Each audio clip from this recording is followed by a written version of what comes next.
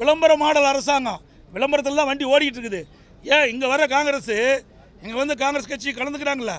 காங்கிரஸ் கட்சிங்கிறது 7 கட்சியே இருக்குது. ஒரே காங்கிரஸ் தானே. ஏன் இந்த காங்கிரஸ் தலைவர் வந்து உரிய பதில் கொடுக்க மாட்டேங்கிறாரு? திராவிட முன்னேற்ற கழக தலைவர் ஒரு காங்கிரஸ் தானே ஆதரிக்கிறாரு. ஒரு மாநிலத்துக்கு ஒரு காங்கிரஸ் இருக்குதா? இல்லை. அப்போது இந்திய தேசிய காங்கிரஸ் கட்சியினுடைய அகில இந்திய தலைவர் திரு கார்கே அவர்கள் ஏதாவது பேசினாரா? என்ன கொடுக்கலையா? அவர் குரல் கொடுக்கட்டும். கொடுக்க மறுஆட்டாங்க.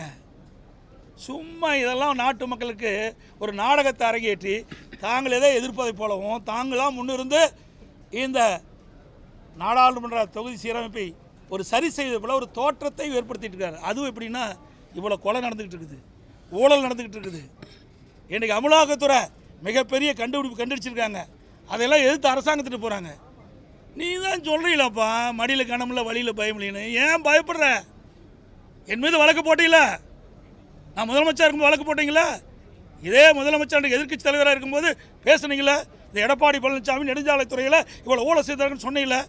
நீதிமன்றத்துக்கு போனல, நிரபராதியில் வெளியே வந்தல. அது மாதிரி வழக்கு பதிவு செஞ்சால் போய் நீதிமன்றத்தை நாடு, நிரபராதியின் வெளியில் வா.